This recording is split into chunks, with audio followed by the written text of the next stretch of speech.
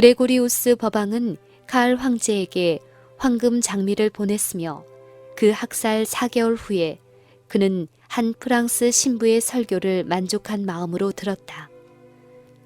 그 신부는 그 학살의 날에 관하여 다음과 같이 말하였다. 그날에 가장 거룩한 신부가 무한한 행복과 기쁨으로 보고를 받으며 그는 위엄을 갖추고 하나님과 성 루이에게 감사를 드리고자 나아갔다. 성 바돌롬의 대학살을 하도록 충동한 바로 그 정신은 프랑스 혁명에도 나타났다. 예수 그리스도를 사기꾼으로 선언하고 프랑스의 무신론자들은 소리를 높여 염치 없는 자를 박멸하자고 부르짖었는데 그것은 그리스도를 가리킨 것이었다. 하늘을 두려워하지 아니하는 대담한 모독과 가증한 악이 서로 손을 맞잡았으며 가장 비루한 인물, 잔인하고 사악하기 더할 나위 없는 자, 비인도적인 자들이 무한한 존경을 받게 되었다. 이러한 모든 일에 있어서 사단에게 최고의 존경이 주어졌다. 그와 반면에 진리와 순결과 이타적 사랑으로 특징지어 있는 그리스도께서는 십자가에 못 박히셨다. 프랑스 국민과 이성의 여신. 무적행으로부터 올라오는 짐승이 저희로 더불어 전쟁을 일으켜 저희를 이기고 저희를 죽이리라. 프랑스 혁명과 공포시대 동안에 프랑스를 지배하고 있던 무신론의 세력은 하나님과 그분의 거룩한 말씀에 대하여 싸움을 벌였는데 그것은 세계가 일찍이 목격하지 못하던 일이었다. 국회는 하나님을 예배하지 못하도록 금지시켰다. 그리고 성경을 모아다가 될 수 있는 대로 모멸적인 태도를 보이면서 공중 앞에서 불태워버렸다.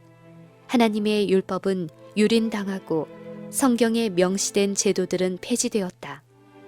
매주의 휴일은 경시되어 버렸고 그 대신에 10일마다 휴식하되 그날은 연락하고 모독적인 일을 하는데 바쳐졌다.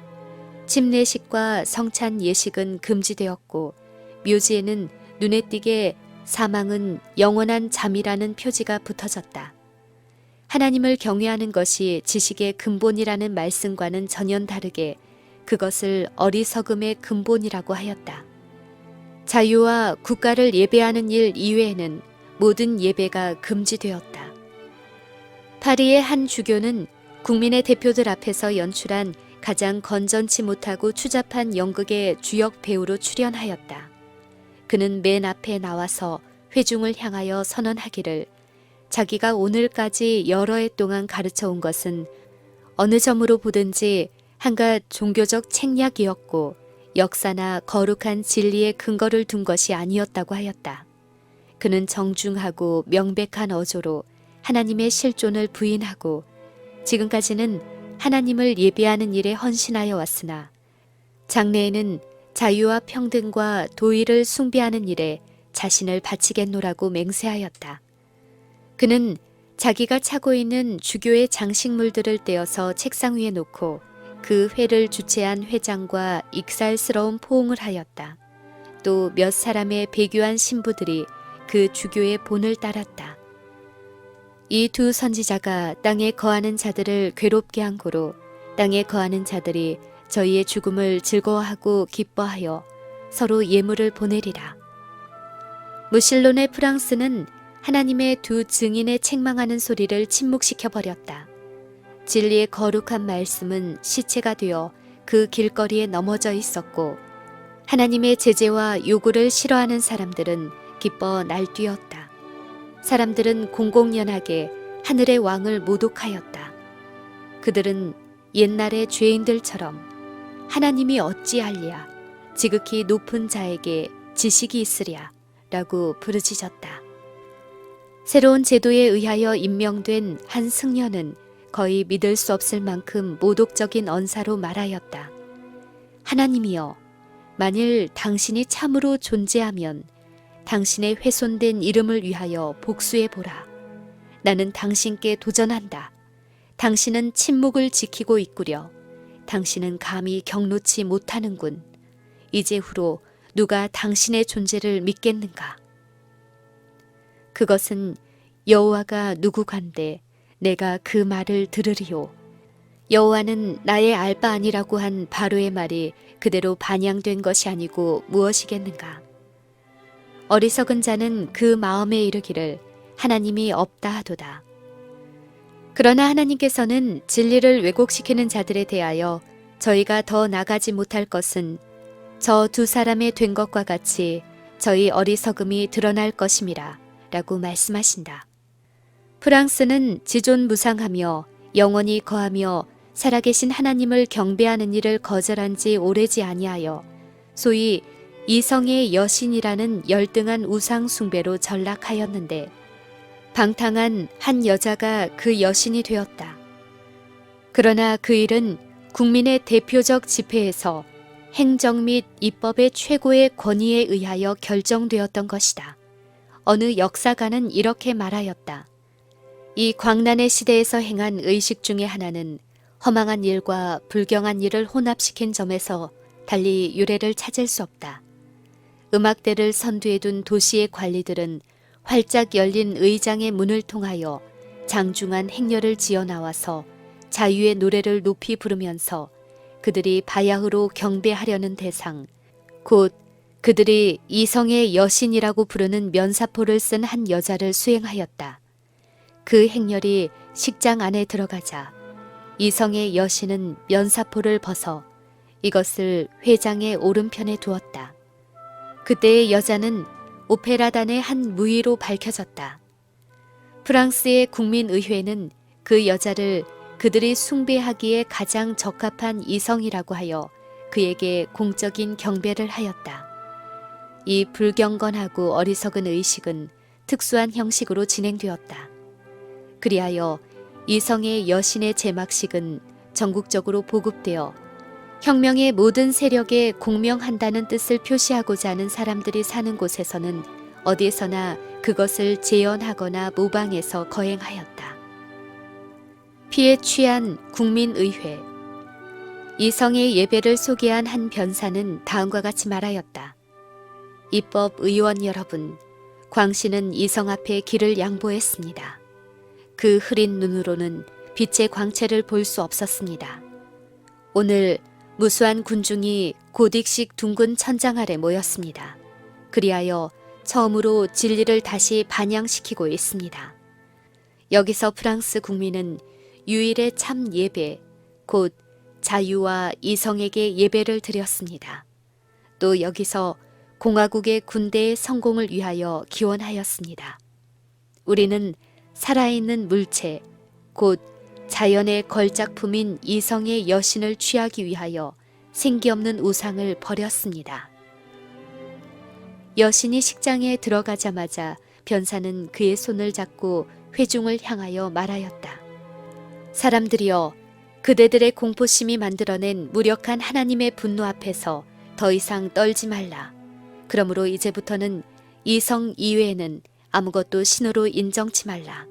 나는 여러분에게 이성의 가장 숭고하고 순결한 상을 여기서 보여준다. 만일 여러분이 반드시 우상을 가져야 한다면 이와 같은 우상에게만 제사를 드려라. 자, 이성의 여신의 제막식을 자유의 의회 앞에서 거행한다. 여신은 의회장의 포옹을 받은 후 화려한 수레에 태워져 많은 군중들 사이를 통과하여 노트르담 성당으로 인도되었다. 거기서 그는 하나님의 위치를 차지하여 높은 제단 위에 앉아 참석한 모든 자들의 경배를 받았다. 이 일이 있은 지 얼마 후에 공중 앞에서 성경을 불태워버리는 일이 있었다.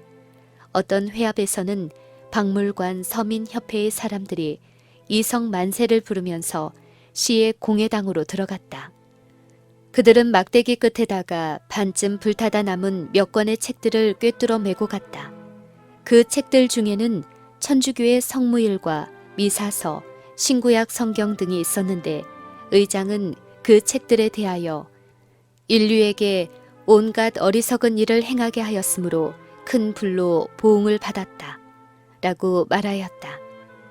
그런데 무신론자들이 완성시키고 있었던 일을 시작한 것은 법왕권이었다. 프랑스를 급속히 멸망으로 밀어넣은 사회적, 정치적, 종교적인 모든 상태는 로마교의 정책이 이루어 놓았다. 프랑스 혁명 당시의 무서운 상태를 기술한 한 저자는 왕위와 교회가 그 극단적인 행동들에 대한 책임을 져야 할 것이라고 말하였다. 엄격히 비판하면 그것들은 모두 교회에서 책임을 져야 한다. 법왕교는 종교개혁을 왕위의 적이요 국가의 안녕과 질서를 파괴하는 불화의 요소라고 말함으로써 왕들의 마음을 자극하였다.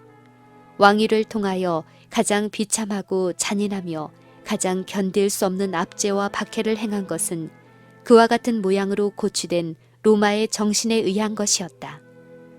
자유의 정신은 성경과 병행하였다.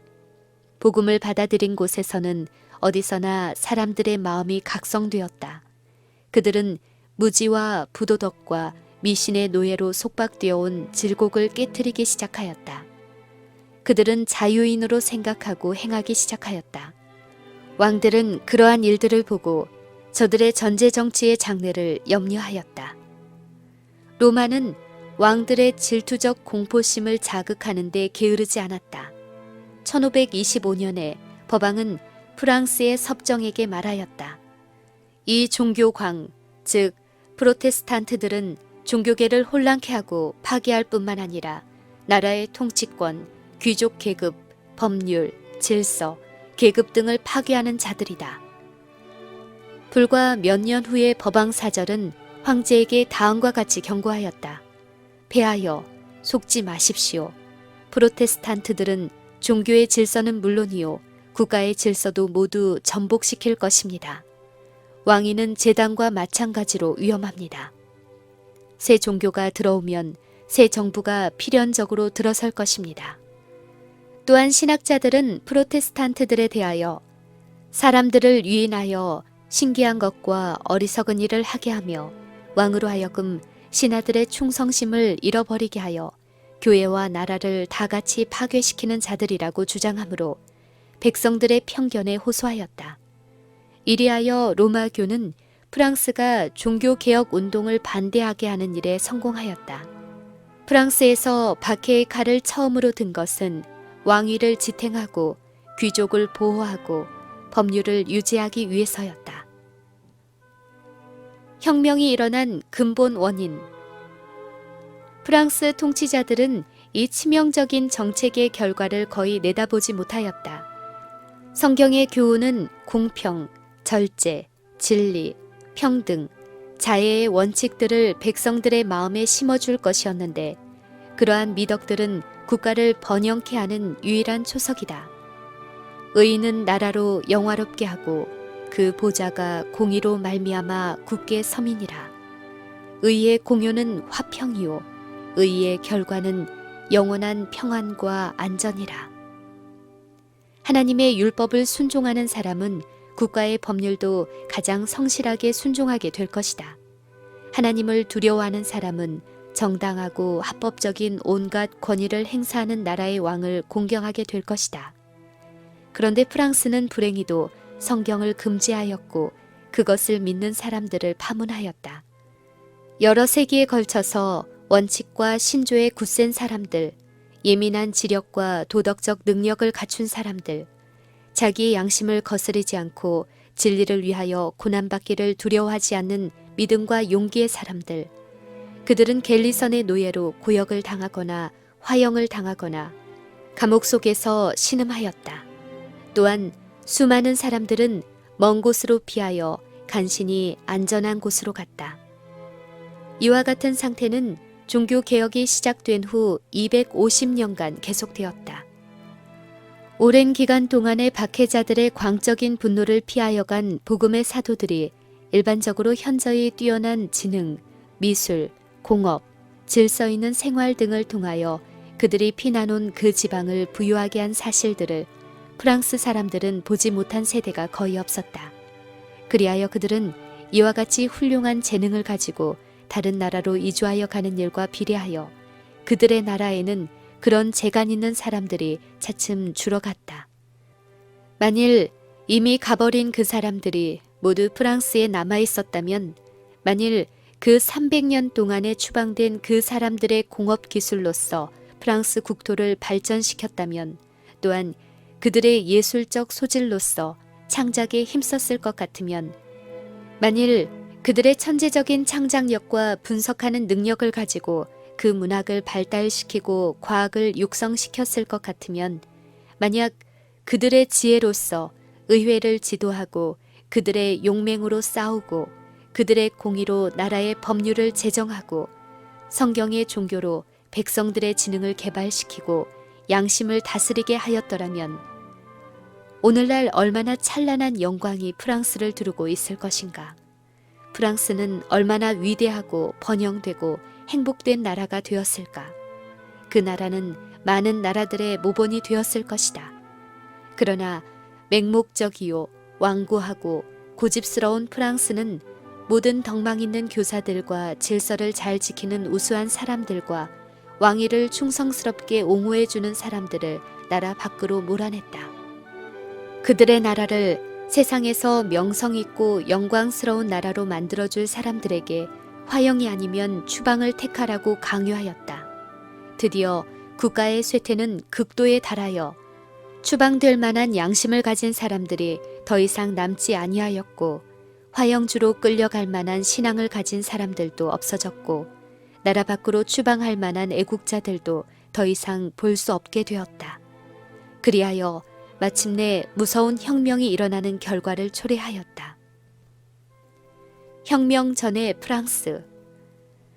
위구노 교도들의 도피와 함께 일반적인 쇠퇴가 프랑스를 엄습하였다.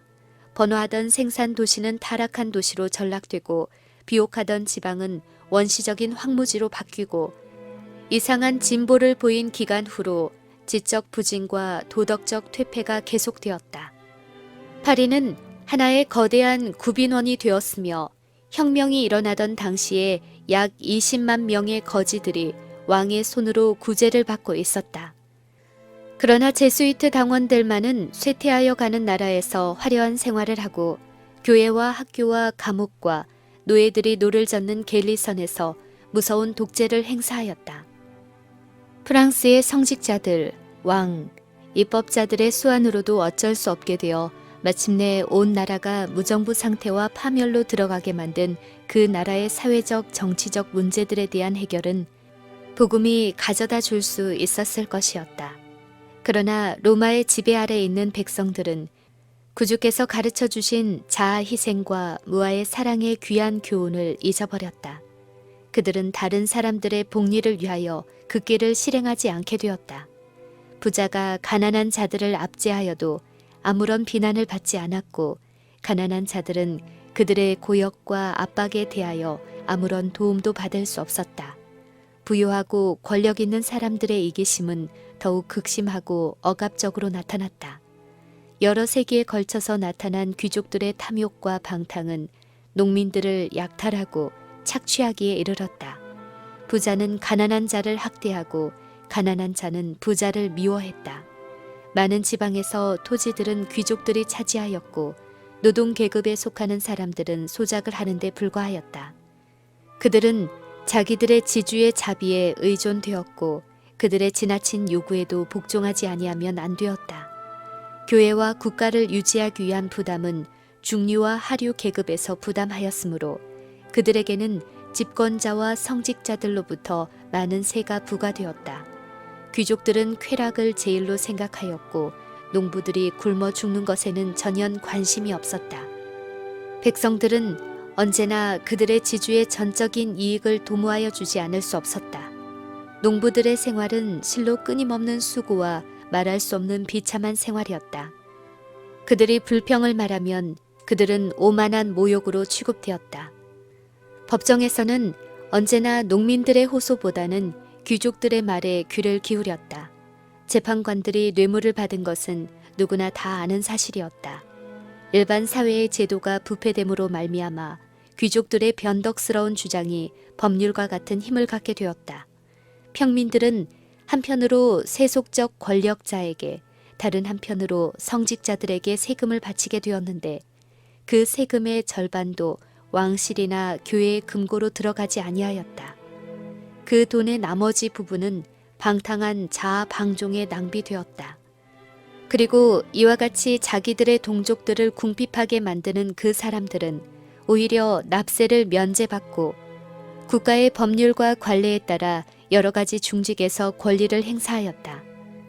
그와 같은 특권 계급의 사람들은 약 15만 명이나 되었는데 그들의 욕망을 충족시켜주기 위하여 수백만 명의 사람들이 절망적이며 비참한 생활을 할 수밖에 없었다. 로마교와 무신론자. 궁정은 사치와 방탕에 잠겼고 백성들과 위정자들 사이에는 신임이 거의 없었다. 정부의 모든 처사는 언제나 모략적이고 이기적인 것으로 의심을 받았다. 혁명이 일어나기 전 반세기 이상의 기간에 걸쳐서 루이 15세가 왕위를 차지하고 있었는데 그는 그처럼 악한 시대에 있어서도 나태하고 경박하고 음란한 임금으로 유명하였다. 부패하고 잔악한 귀족 정치, 가난하고 무지한 하류 계급, 국가의 재정적 곤란과 백성들의 격분, 이 모든 것들은 선지자의 안목이 아닐지라도 무서운 사변이 다가오고 있음을 예측할 수 있었다. 왕은 그의 신하들의 경고에 대하여 내가 살아있는 동안은 이대로 버티고 나가보자. 내가 죽은 후에 어떻게 되겠지? 라고 언제나 대답하였다. 개혁의 필요를 아무리 역설하여도 소용없는 일이었다. 왕은 죄악을 인정하였다. 그러나 그에게는 이것을 혁신시킬 만한 용기도 능력도 없었다. 그는 나태하고 이기적인 대답, 곧 재앙은 나의 죽은 뒤에라는 말은 바야흐로 다가오고 있는 프랑스의 운명을 여실히 표현한 것이었다.